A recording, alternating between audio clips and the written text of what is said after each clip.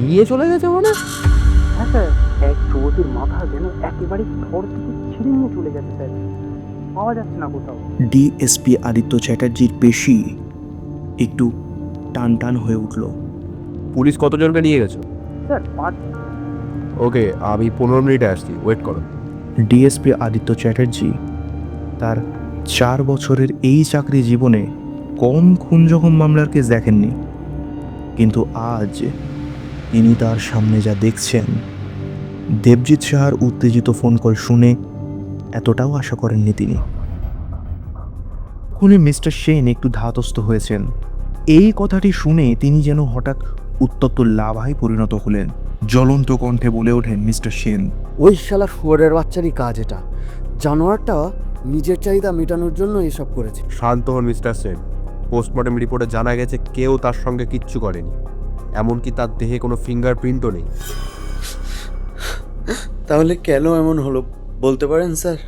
দেখুন, সেটা তো আমাদেরও প্রশ্ন।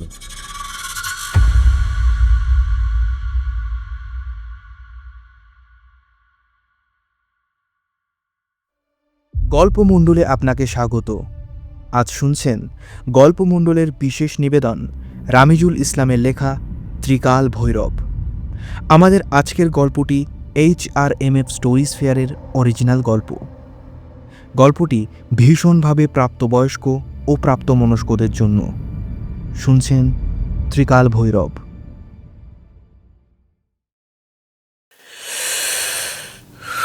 বিকেল পড়ে প্রায় সন্ধে হয়ে এলো। হাতের সিগারেটে শেষ টান দিয়ে ফুটপাথ ধরে 352 গান্ধী লেনে এসে পৌঁছালো পৌলমী। এমনিতেই এই এলাকায় লোক চলাচল তেমন থাকে না, তাতে আজ যেন আরও নিঝুম। আজ সকাল থেকেই মুখটা বিগড়ে আছে তার। বাড়িতে বাবা মায়ের অশান্তি, তার উপর আবার সেই সকালে বয়ফ্রেন্ডের সাথে ঝগড়া করে কোচিং গিয়েছিল সে। সেখান থেকে ফেরার পথে এক বৃদ্ধ ফেরিওয়ালার সঙ্গে সাক্ষাৎ ঘটে তার। প্রথমে লোকটার বেশ দেখে খটকা লাগে পৌলমীর। মলিন ধূসর কাপড় পরনে। তবে বৃদ্ধ নিজেই এগিয়ে এসে বলেন, কি ব্যাপার মা, মন খারাপ? প্রিয় মানুষের সঙ্গে রাগারাগি হয়েছে? পৌলমী একটু অবাক হলো। এই লোকটা কেমন করে জানলো? সে বলল, না মানে আরে তোমার ওই মুখ দেখলে যে কারোরই এমন ধারণা হবে। তবে বলি কি মা, এই নাও, এটা স্নানের পরে পরে নিও, দেখবে সব ঠিক হয়ে যাবে। পৌলমী এসব ভণ্ডকে প্রচুর দেখেছে। তো কত? আর না না মা, টাকা লাগবে না, তুমি আমার মেয়ের মতো। পরে দেখো, কাজ হলে ভালো, আর না হলেও তো ক্ষতি নেই, তখন না হয় খুলে ফেলো। পৌলমী বেশি কথা না বাড়িয়ে নিয়ে নেয় সেটা। মুখটা বাজে, তাতে আবার মাঝপথে এই বুড়ো। আসলে পৌলমীর এসবে তেমন বিশ্বাস নেই, তবুও বৃদ্ধের স্বরে কেমন একটা মায়া ছিল, তাই সে আর না করল না। এমনি হয়তো মাদুলিটা পড়তো না পৌলমী, কিন্তু দুপুরের পর বয়ফ্রেন্ড সায়কের সাথে মনোমালিন্য আরও বেড়েছিল, তাই স্নানের পর কি মনে হতে পরেই নিল সেটা। এখন 352 গান্ধী লেনের সাবওয়ে দিয়ে রাস্তা পারাপার হয়ে বাড়ি যাবে সে। আজ তাড়াহুড়োয় ফোনটাও আনা হয়নি। এই সমস্ত ভাবতে ভাবতে সাবওয়ের মাঝামাঝিতে আসতেই সে খেয়াল করল সাবওয়ের ভিতর একেবারেই ফাঁকা। কেমন যেন একটু গা শিরশির করে উঠল পৌলমীর। এ কি, মাথাটা কি ঘুরছে তার? তবে হাত পা এমন অবশ হয়ে যাচ্ছে কেন? কেমন একটা ভয়ঙ্কর অনুভূতির সাথে পৌলমী বুঝল যে কি এক অবচেতন অথচ বিভীষিকা আষ্টে পৃষ্ঠে গ্রাস করছে তাকে। সে কি অজ্ঞান হয়ে যাচ্ছে? ধীরে ধীরে চোখ ঝাপসা হয়ে এলো পৌলমী।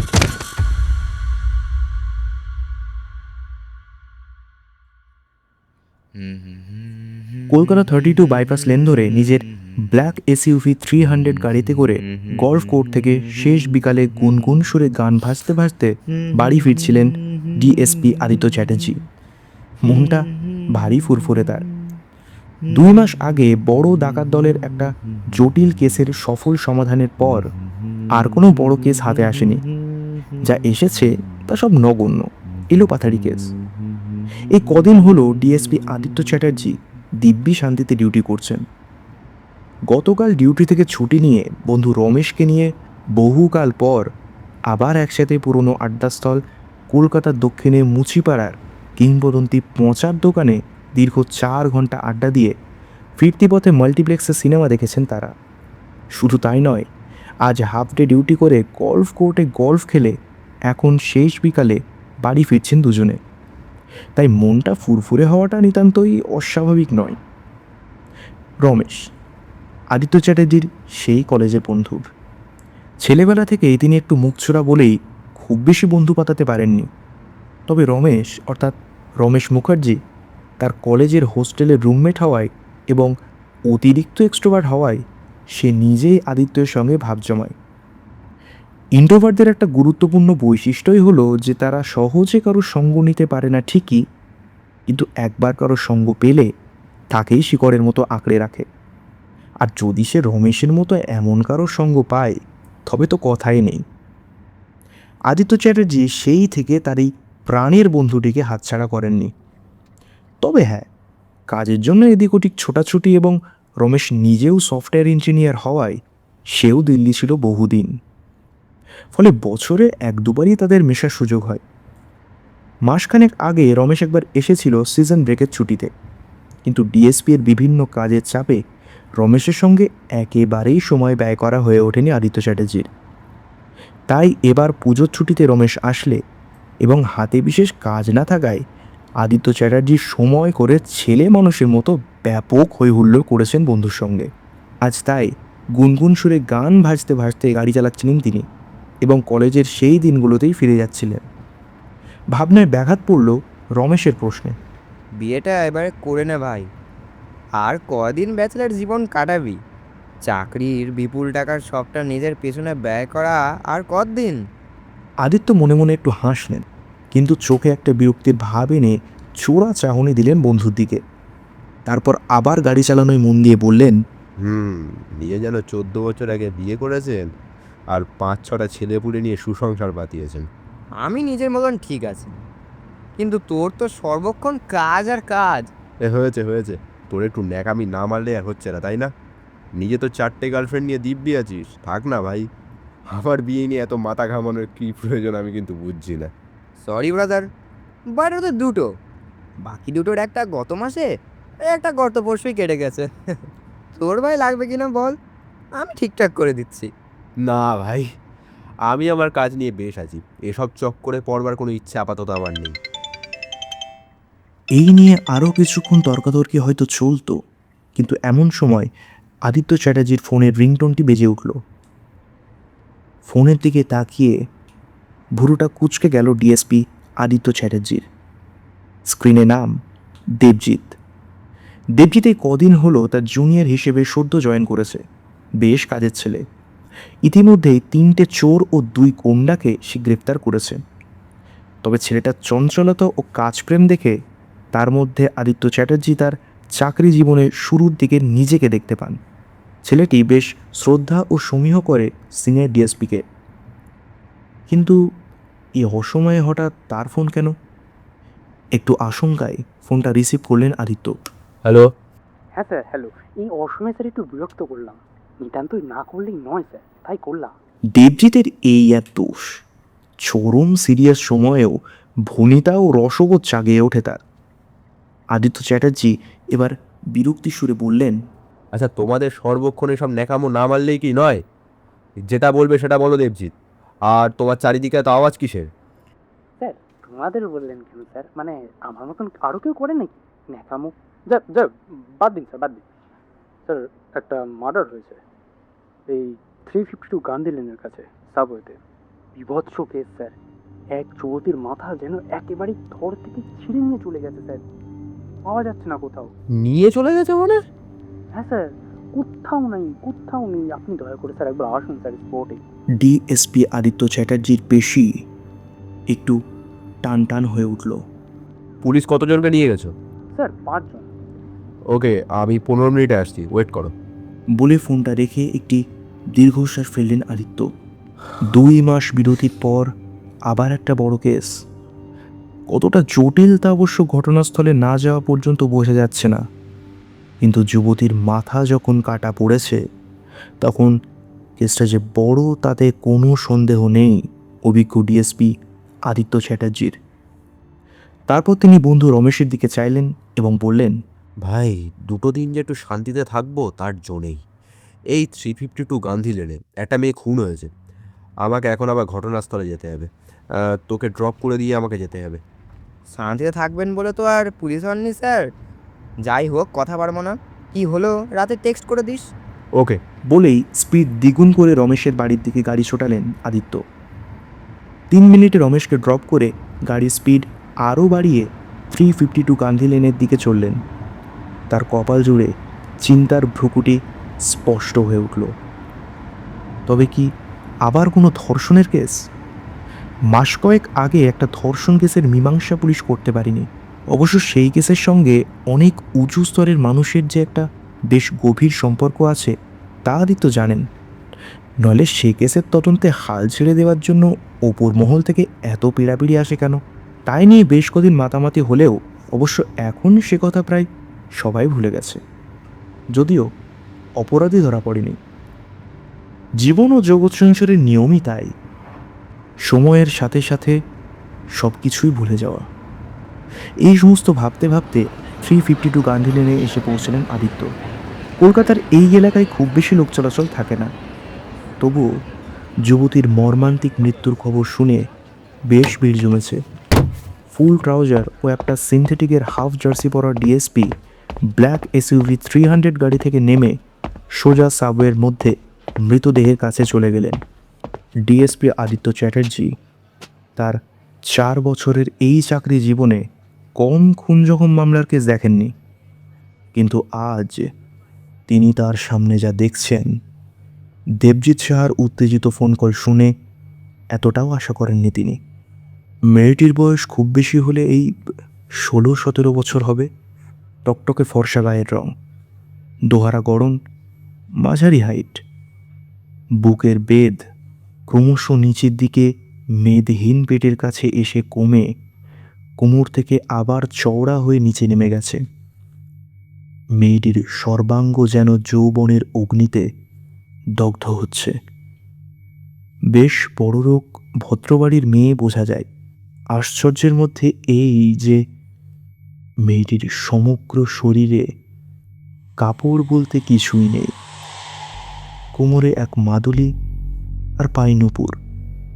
কিন্তু আরও আশ্চর্য, এই লাবণ্যময়ীর মস্তক ঘাড় সহ টেনে ছিঁড়ে নেওয়া হয়েছে বলেই ধারণা হয়। দৃঢ় পৌরশালী ইস্পাত কঠিন আদিত্য চ্যাটার্জিও মৃতদেহ দেখে দেহে এক ঠান্ডা শিহরণ অনুভব করলেন। চারিপাশের হৈহট্টগোল তিনি যেন আর শুনতেই পাচ্ছেন না। বিস্ময়ে তিনি দেখলেন মেয়েটির উরুদয়ের সন্ধিস্থল থেকে এক ক্ষীণ সরু রক্তস্রোত গোপনতম খাঁজের অন্তঃপুর থেকে চুইয়ে চুইয়ে বেরিয়ে আসছে, আর বুকের বাম স্তনের স্তনবৃন্তটা উন্মুক্ত হয়ে সেখান থেকে তাজা রক্ত গলগলিয়ে বেরোচ্ছে।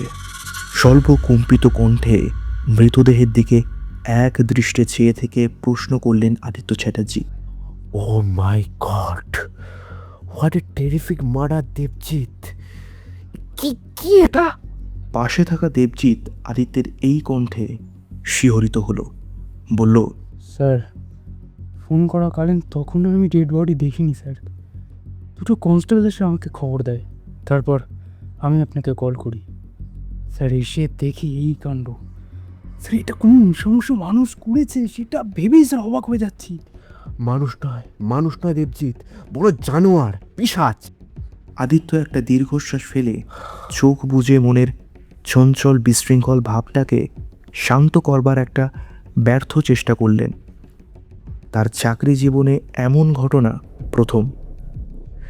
দেবজিৎ এসেই প্রথমে সাবওয়েটাকে সিল করে দেওয়ায় বাইরের হট্টগোলের তেমন প্রভাব সাবওয়ের ভিতর পৌঁছাচ্ছে না। দেবজিৎ, বডিটাকে পোস্টমর্টমে পাঠাতে হবে। পোস্টমর্টেম ছাড়া এই দেহের মৃত্যুকাল ও সঠিক কারণ অনুমান করা মূর্খতা। Okay sir. এরপর দেবজিৎ পোস্টমর্টেমের জন্য খবর দিতে উদ্যত হলে ডিএসপি আদিত্য চ্যাটার্জি একটি কিং সাইজ গোলফেক ধরিয়ে তাতে লম্বা টান দিতে দিতে সাবওয়ে থেকে বেরিয়ে এলেন। এই সাইড সাইড, আমরা বিষয়টা দেখছি, শীঘ্রই দেহ নিয়ে যাওয়ার ব্যবস্থা করা হবে। আপনারা এখন যান, বেশি বাড়াবাড়ি করলে কিন্তু আমরা লাঠি চার্জ করতে বাধ্য হব। এই শুনুন। ডিএসপির হুমকিতে তেমন কাজ হলো না, এবং সেটাই স্বাভাবিক। ভরা সন্ধেয় এমন মুখরোচক বিষয় কেউ ছাড়ে, এবং বিনে পয়সায় পুলিশের কর্মক্ষমতা ও তাদের নিয়ে ছি ছি টিটকিরি দেওয়ার লোভনীয় সুযোগ কি হাতছাড়া করা যায়? অবশ্য 20 মিনিটের মধ্যে গাড়ি এসে বডি নিয়ে গেল। মৃতদেহকে পাঠানো হলে আদিত্য চ্যাটার্জি যখন বাড়ি ফিরছেন তখন রাত প্রায় 10টা।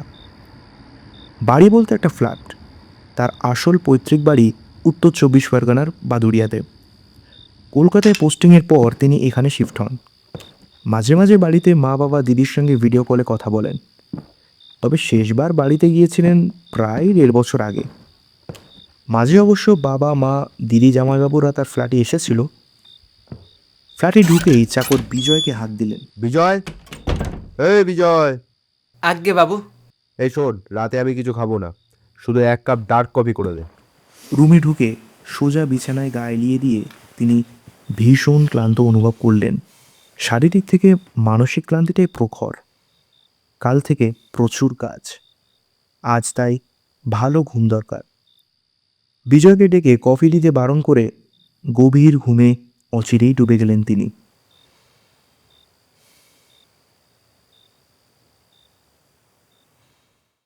গতরাতে বার্সেলোনা ও রিয়াল মাদ্রিদের খেলা দেখে ঘুমোতে বেশ একটু রাতই হয়েছিল শায়কের, তাই ঘুম একটু বেলা করেই ভাঙল।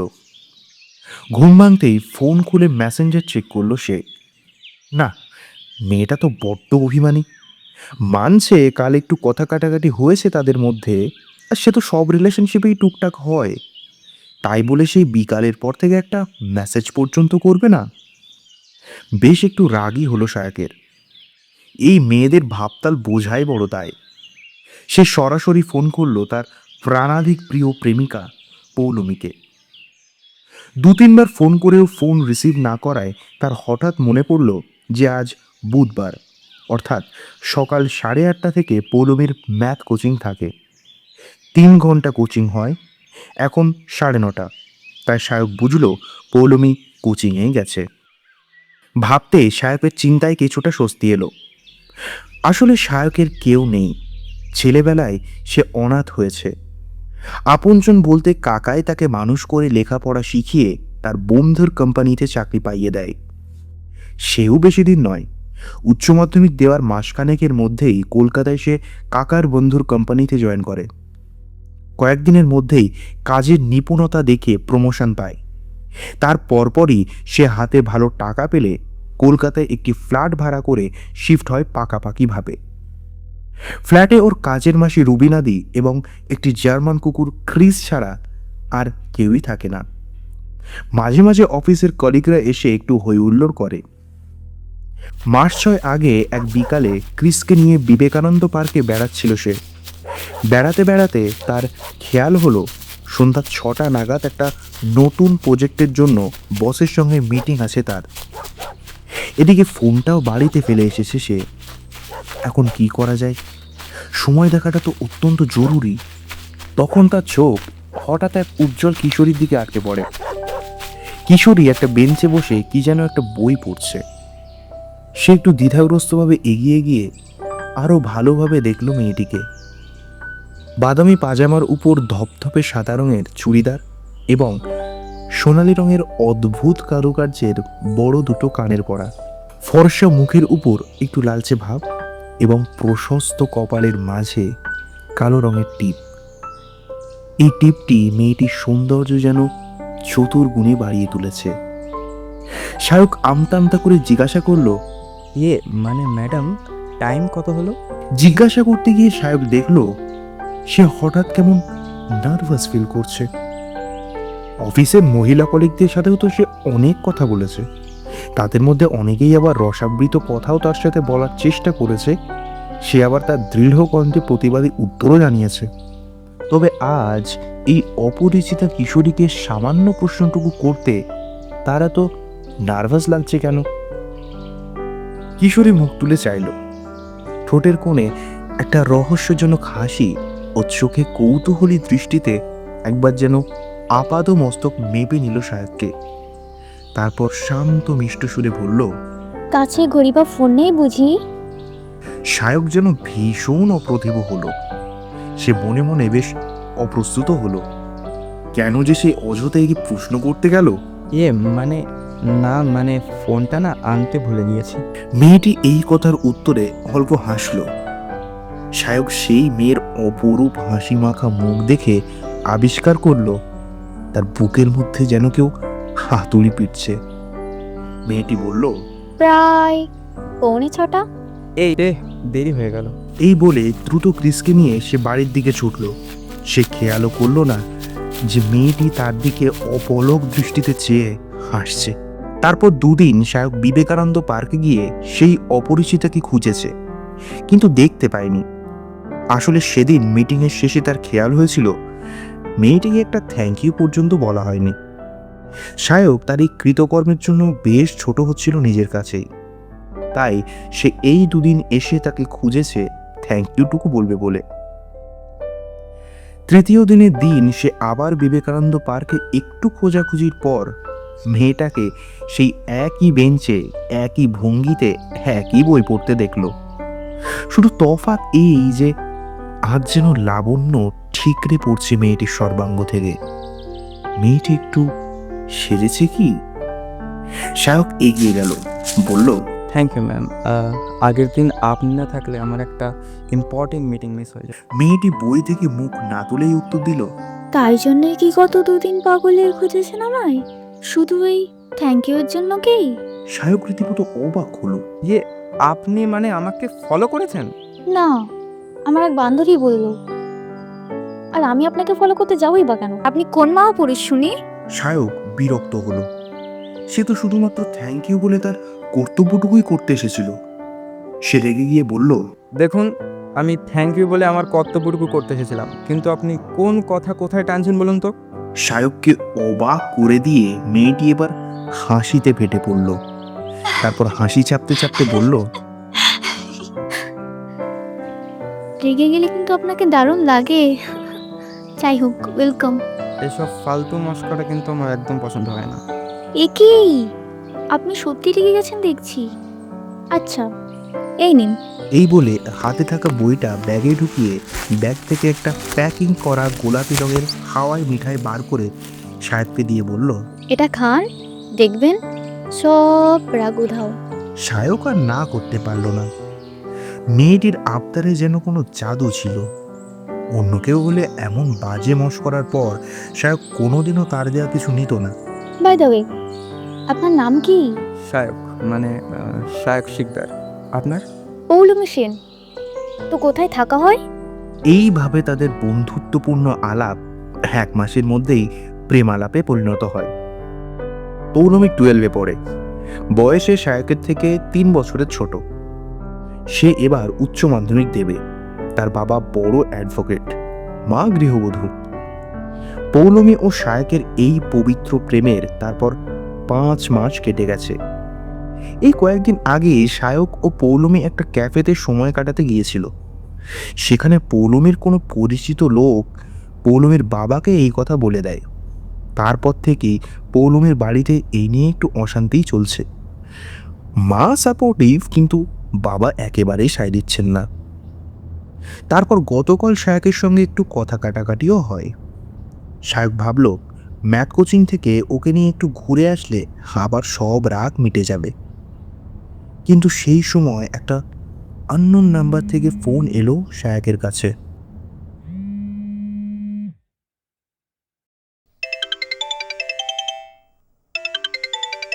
রমেশের ফোন কলে ঘুম ভাঙল ডিএসপি আদিত্য চ্যাটার্জির। ধর্ম করে উঠে ফোন রিসিভ করলেন তিনি। রমেশ উপাস থেকে বলল, কিরে, কাল যে বললাম টেক্সট করবি, আমি টেক্সট করলাম তাও তো রিপ্লাই দিলি না। সব ঠিকঠাক আছে তো নাকি? ঘুম জড়ানো ভাষায় আদিত্য চ্যাটার্জি বললেন, না রে, কিছুই ঠিক নেই। এই বলে তিনি বিজয়কে কফি করতে বলে ফোনে রমেশকে সবটাই জানালেন। তারপর বললেন, তুই তো আছিস কদিন, দেখা হবে, রাখছি এখন। ফোন রেখে চটপট ফ্রেশ হয়ে একেবারে রেডি হয়ে নিচে এসে কফি ব্রেকফাস্টকে থানায় চলে গেলেন তিনি।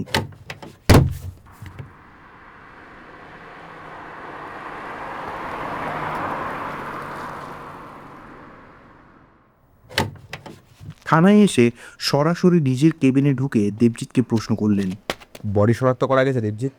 আর মিডিয়াকে চুপ করিস তো? হ্যাঁ স্যার, মিডিয়া নিয়ে আপনি ভাববেন না, ও আমি ম্যানেজ করে নিয়েছি।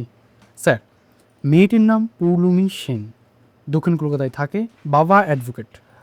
ওনাদের খবর দিয়েছো? হ্যাঁ স্যার, বাড়িতে খবর দেওয়া হয়েছে, ওরা আধ ঘন্টার মধ্যে আসছে। বেশ দেবজিৎ, বেশ, বসো, আর দুটো চা বলে এসো। এবার একটু ঠান্ডা মাথায় কেসটা নিয়ে ভাবা যাক। দেবজিৎ চা বলে এসে সামনের চেয়ারে ধীরভাবে বসল। আদিত্য চ্যাটার্জি একটা কিং সাইজ গোল্ডফ্লেক ধরিয়ে শুরু করলেন।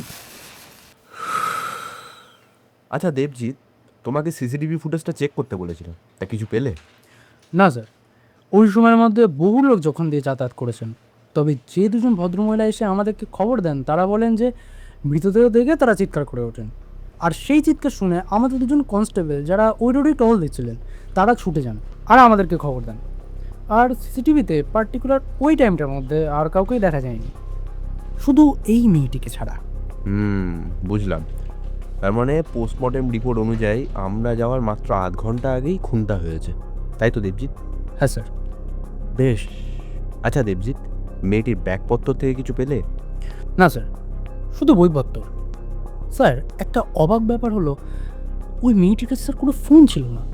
স্ট্রেঞ্জ। আচ্ছা, ওই মেয়েটির যে মাথাটা পাওয়া যাচ্ছে না, এ বিষয়ে তোমার কি মতামত? দেখুন স্যার, আশপাশে কোনো নদী বা জলাশয় থাকলে বুঝতাম সেখানে ফেলে দিয়েছে, কিন্তু এই সেন্ট্রাল কলকাতায়, তাছাড়া সারা এলাকা কালকে স্যার খোঁজ চালিয়েছি, কোথাও নেই। That's the point Debjit. খুনি কেন মাথাটা নিজের সঙ্গে নিয়ে পালাবে? যদি খুন করা বা অপকর্ম করাই তার উদ্দেশ্য হয়?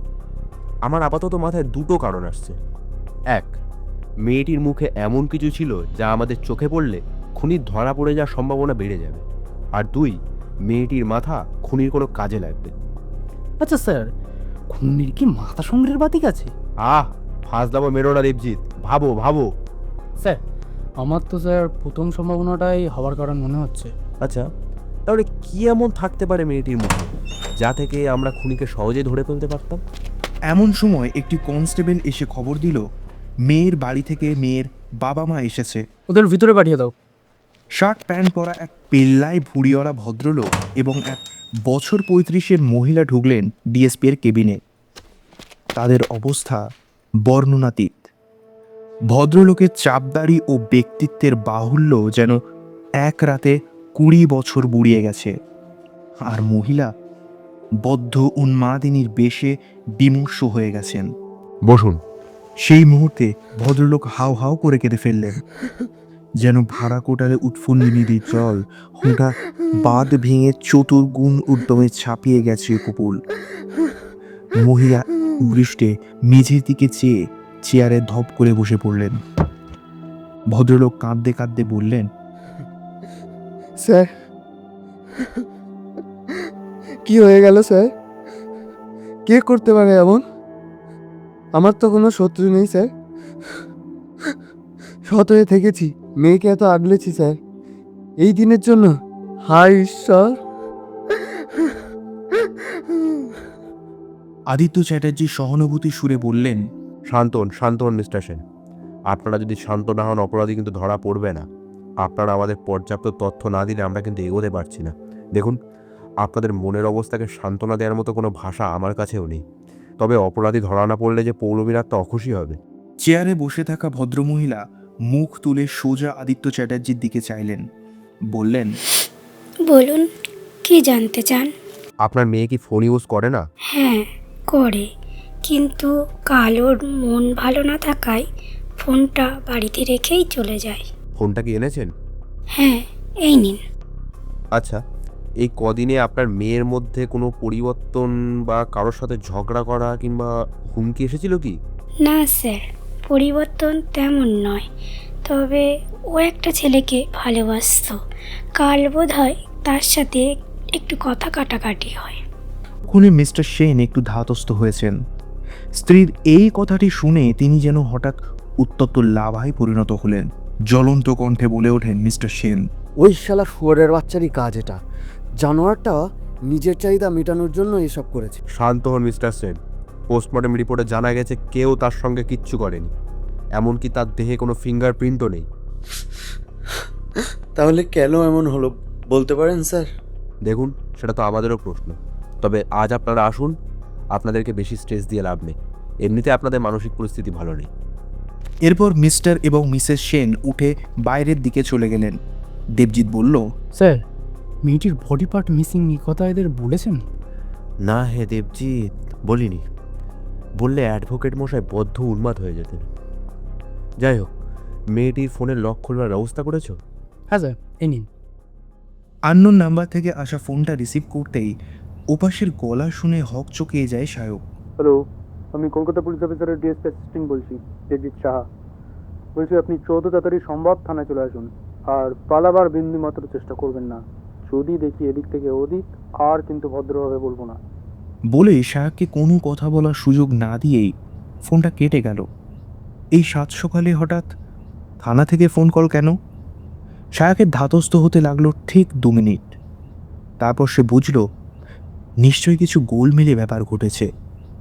অবশ্যই অফিসের বিষয়, অবশ্য তাতে তার কোনো ভয় নেই, সে তো একেবারেই ক্লিন।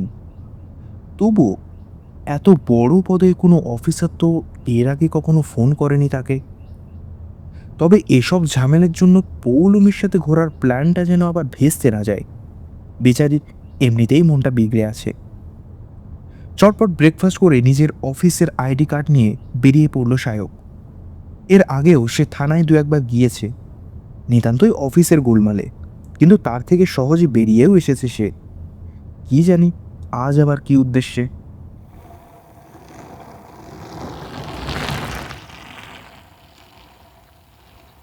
থানায় পৌঁছাতে দেবজিৎ সাহা তাকে আঁটসাঁট করে সোজা আদিত্য চ্যাটার্জির সামনে হাজির করলো।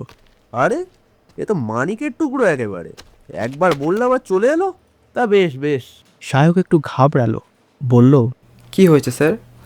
অফিসের সব ডকুমেন্টস তো এনেছি, কাইন্ডলি একটু দেখে তাড়াতাড়ি ছেড়ে দিলে ভালো হয়, আমার একটু তাড়া আছে। কোথায় যাবে শুনি? একজনের সঙ্গে দেখা করতে স্যার। কেন বলুন তো? কার সাথে? সায়ক এবার একটু শক্ত হলো। পৌলমীর বাবা কি থানা পুলিশ করে ফেলেছেন নাকি?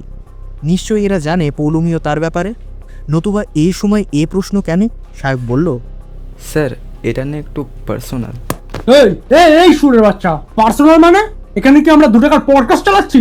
ক্রুদ্ধ হাতে সায়কের কলা চেপে দাঁতে দাঁত চেপে বলল দেবজিৎ। সায়ক নিরুপায়ভাবে বলল, গার্লফ্রেন্ডের সাথে। উত্তর শুনে আদিত্য চ্যাটার্জির ভুরু কুঁচকে গেল। তিনি বললেন, পৌলমী, রাইট? হ্যাঁ, কিন্তু এখানে আমাকে কেন ডাকা হয়েছে সেটাই তো বুঝতে পারছি না। আর আমার গার্লফ্রেন্ডটাকেই বা টানা হচ্ছে কেন মাঝখানে? ডিএসপি তার অভিজ্ঞ চোখে আদ্যপান্ত মেপে নিলেন সায়ককে। না, এ সত্যি কথাই বলছে। গম্ভীর সুরে তিনি বললেন, তোমার গার্লফ্রেন্ডকে গত সন্ধ্যায় 352 গান্ধী লেনের সাবওয়েতে মাথা কাটা অবস্থায় পাওয়া গেছে।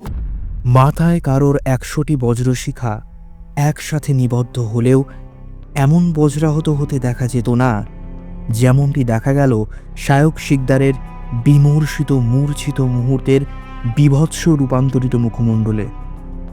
সে নির্বাক, তবুও কোনো ক্রমে বলল, স্যার সত্যি বলছেন? আসলে সকালে সে কানাঘুষো এক কিশোরীর অকাল মৃত্যুর কথা রুবিনাদির কাছ থেকে শুনেছে বটে, কিন্তু এখনকার যুগে 90% ভুয়ো খবরের একটা ভেবেই এটাকেও সে উড়িয়ে দিয়েছিল। এখন সে জ্ঞান শূন্য হয়ে হঠাৎ মেঝেতে লুটিয়ে পড়ল। না তো।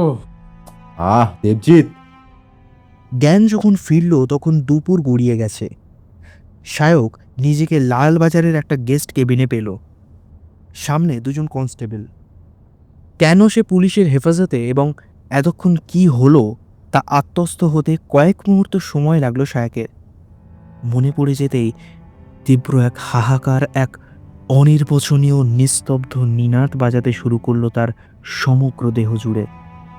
সে কি আবার জ্ঞান হারাচ্ছে? এই কেস যে খুবই জটিল তা এতক্ষণে খুব ভালোভাবেই বুঝে গেছেন ডিএসপি আদিত্য চ্যাটার্জি। মেয়েটাকে কেন মারা হলো আর এভাবে মারবারই বা কী কারণ তা একেবারেই ঠাহর করতে পারছেন না তিনি। বিকালের থেকে একবার রমেশের সাথে দেখা করতে হবে, একটু খোলামেলার ডিসকাশনের প্রয়োজন। তার অবশ্য আর প্রয়োজন হলো না। দুপুরের পরপরই আদিত্য চ্যাটার্জি যখন গভীর চিন্তায় নিমগ্ন ছিলেন, সে সময় এক কনস্টেবল এসে খবর দেয় যে পার্ক এভিনিউতে গাছের লাগোয়া এক আড়াআড়ি পোস্টে ঝুলন্ত অবস্থায় এক বৃদ্ধকে পাওয়া গেছে এবং তার সঙ্গে অদ্ভুত জিনিসপত্রেরও আবিষ্কার করা হয়েছে। বৃদ্ধের বয়স ওই 65-র কাছাকাছি, মলিন কাপড়, কিন্তু বেশ শক্তিবান, দেখলেই বোঝা যায়। নইলে উঁচু পোস্টে দড়ি বাঁধবার জন্যেও দম লাগে। বৃদ্ধের সাথে একটা পুটুলি ছিল। কনস্টেবল পুটুলি থেকে জিনিসপত্র তার মধ্যে থেকে বার করে আদিত্য চ্যাটার্জির মেহগানি টেবিলের উপর এক এক করে রাখছিল। বস্তুগুলিকে দেখে দেবজিৎ ও আদিত্য চ্যাটার্জি দুজনেই চরম বিস্মিত হলেন। বৃদ্ধের পুটুলি থেকে একে একে বার হলো পৌলমীর পরিহিত সেই দিনকার পোশাক এবং ব্রেসলেট। শেষে একটা কাগজে একটা লেখা পাওয়া গেল। আমি ব্রজতালিক ভূষণ। 3 বছর আগে আমার ছেলের সঙ্গে আমার ঘর ও জমি নিয়ে মোকদ্দমা হয়। আমিও আমার স্ত্রী আমাদের সর্বস্ব দিয়ে বড় উকিল গণবাণী সেনকে কেস লড়তে বলি। তিনি আমাদের পূর্ণ আশ্বাস দেন এবং তিনি তার তথাকথিত সদ্ভাব যথাযথভাবে প্রচার করতে থাকেন, কিন্তু আদালতে আমার ছেলের কাছ থেকে অতিরিক্ত টাকা ঘুষ নিয়ে আমাদের কেস হারিয়ে দিয়ে তিনি আমাদেরকে একেবারে পথে বসালেন। তার কয়েকদিন পরই আমার স্ত্রী সাধারণ এক অসুখে শুধুমাত্র চিকিৎসাভাবেই মারা যান। তারপর আমি সর্বহারা হলাম, কিন্তু তারপর একদিন প্রতিজ্ঞা করি ওই বিশ্বাসঘাতকেরও কিছু উপরি পাওনা দিয়ে তবেই আমি মরব। সে কারণেই অতি কৌশলে হাতে পলিথিন পরে সময় সুযোগ বুঝে নৃশংসভাবে হত্যা করি ওর মেয়েকে। কন্যা বিরহ শোক ভোগের সুযোগ করলাম উকিলের। ওর মেয়ের সম্মানহানিকর নৃশংস মৃত্যুই চেয়েছিলাম এবং তাই করলাম। এবার আমি মুক্ত। জীবনের সমস্ত ধার দেনা চুকিয়ে তাই মৃত্যুযাত্রী হলাম। মেয়েটির মাথা নিয়ে চিন্তা করবেন না, ওটি আমি গঙ্গায় ফেলে দিয়েছি। লেখাটা পড়ে আদিত্য চ্যাটার্জি একটা দীর্ঘশ্বাস ফেললেন। কোথাও একটা যেন অতি সামান্য গড়মিলের আভাস পাচ্ছেন তিনি। যদিও এভাবে প্রতিশোধের জন্য অনেককেই তিনি এমন অমানসিক আচরণ করতে দেখেছেন, তবুও কোথাও যেন ফাঁক আছে। বৃদ্ধের ওই করুণ মুখ কি তাই বলে, কি জানি। যাই হোক, খুনি নিজে স্বীকারোক্তি লিখে যখন আত্মহত্যা করেছে তখন তো কেস ক্লোজড। পৌলমীর পোশাক ও ওই কাগজে বৃদ্ধেরই ফিঙ্গারপ্রিন্ট আছে বটে। এই কেসের এইভাবে নিষ্পত্তি ঘটবে তা অনুমানও করেননি আদিত্য চ্যাটার্জি। তবুও খুনি ধরা পড়েছে, এইটাই তো বড় কথা। সায়ককে যখন ডেকে তুলে বাড়ি পাঠানো হলো তখন প্রায় বিকেল হয়ে এসেছে। বেচারার চোখে এখন অনন্ত শূন্যতা।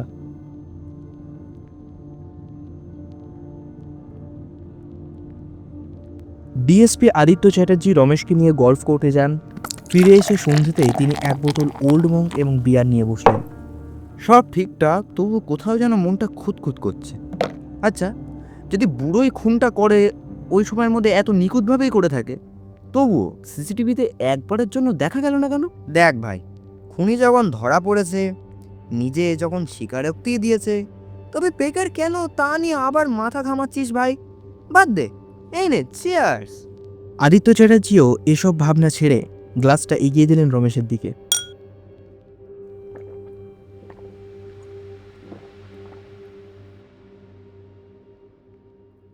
রাতে তাড়াতাড়ি শুয়ে পড়লেন তিনি।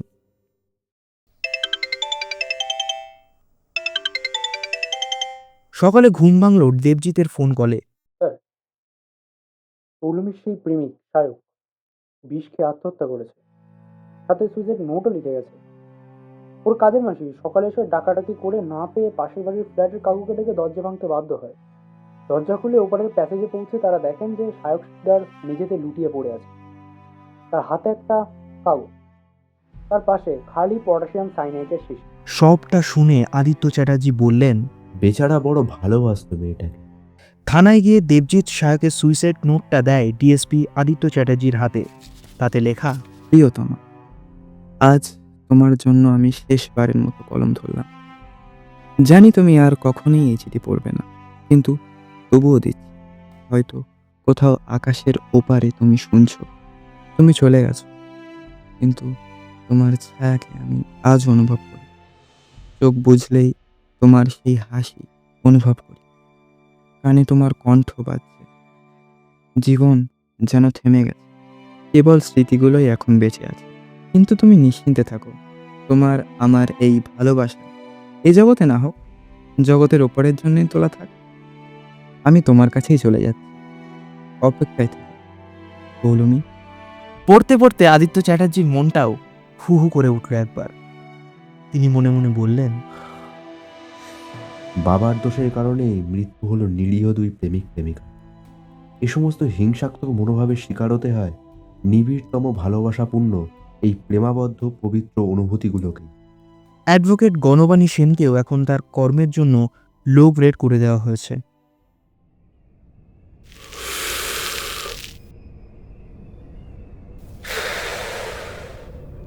নিশ্ছিদ্র অন্ধকারে ইছামতির ধারের এক তেঁতুল গাছের নিচে বসে গাঁজায় পরম তৃপ্তিতে টান দিচ্ছিল শ্রীধর।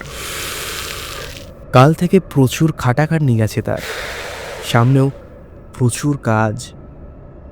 কাল ও আজকের ঘটনাগুলির যে নিখুঁত পরিসমাপ্তি ঘটেছে বা সে ঘটিয়েছে, সেগুলি মনে করে এক অমোঘ তৃপ্তি অনুভব করছিল শ্রীধর। গতকাল ভোরে দেহ বশীভূতকরণ করে এক মোক্ষম বুড়োকে সে হাত করে, তার মস্তিষ্কে প্রবেশ করে অতীত জেনে তাকেই নিশানা করে সে। দীর্ঘদিনের প্রতীক্ষার পর তার সাধনা বস্তুকে হাত করার জন্য তাকে বুড়োর মাধ্যমে মাদুলি প্রদান ও আজ দুপুরে সেই বুড়োকেই মেরে গলায় দড়ি দিয়ে মাঝ শহরে ঝুলিয়ে দেওয়া, বুড়োর পুটুলিতে পোশাক এবং ব্রেসলেট ভরা এবং পুলিশের ঝামেলা এড়ানোর জন্য লম্বা এক চিঠি লেখা, সবই নিখুঁতভাবে সম্পন্ন করেছে সে। প্রায় 2 মাস ধরে ভেবে ও একাগ্র পরিশ্রমে মেয়েটিকে মারবার এমন পন্থা সে বার করেছিল যে পুলিশের বাপের সাধ্য কি তাকে ধরে। মেয়েটির শরীরে যখন নিম্ন শ্রেণীর গর্ভপ্রেত প্রবেশ করে, তখনই শ্রীধরের বেশ আনন্দ হচ্ছিল। এই প্রেত শরীরে ঢুকে তাকে শেষ করে নিজেও শেষ হয়ে যায়। শ্রীধর দেখেছে মেয়েটি কিভাবে নিজের জামাকাপড় নিজেই সযত্নে খুলে রেখে নিজেরই ডান হাত দিয়ে বাম স্তনের স্তনবৃন্ত চেপে ধরে টেনে ছিঁড়েছে। তারপর নিজের 2 পায়ের মাঝখান থেকে পট্টিটা এক টানে খুলে ফেলেছে। সেখান থেকে কিভাবে গলগলিয়ে রক্ত বেরুচ্ছে, আর সব শেষে মেয়েটি কিভাবে নিজের মাথা নিজেই অদ্ভুত শক্তিতে টেনে ছিঁড়ে আলাদা করে ফেলেছে। 2 মাস সাধনা করে শ্রীধর এই গর্ভপ্রেতকে ডেকেছে এই কাজটি করবার জন্য। এ বড় দীর্ঘ সময়ের ব্যাপার, এত সময় দেওয়া যায় নাকি? সেই জন্যেই তো শ্রীধর ত্রিকাল ভৈরবের খাস পিশাচ নর্তকীকে নিজের কাছে চেয়ে নেবে, আর তার জন্যই তো এই মেয়ের মাথা, বাম স্তনের স্তনবৃন্ত এবং মাসিকের রক্ত একান্তই প্রয়োজন। যে কোনো মেয়ে মারলেই হতো না, সদ্য এই অমাবস্যায় মাসিক শুরু হয়েছে এমন মেয়ে লাগবে, এবং মেয়েটির যোনিটিও হতে হবে একেবারেই অক্ষত। এই মেয়েকেই সে 3 মাস আগে দেখেছে ওষুধের দোকান থেকে প্যাড কিনতে। সেখান থেকে দিন হিসাব করেছে সে, যা একেবারেই নির্ভুল ছিল। নিখুঁত ছক কষে এই মেয়েকেই নিশানা করে শ্রীধর, আর তার লক্ষ্য একেবারেই অব্যর্থ। শ্রীধর এইসব ভেবে একটু হাসল। অবশ্য মেয়ের মাথা, স্তনবৃন্ত ও মাসিকের রক্ত সে নিজে সশরীরে আনতে যায়নি, গিয়েছিল তার ছায়া।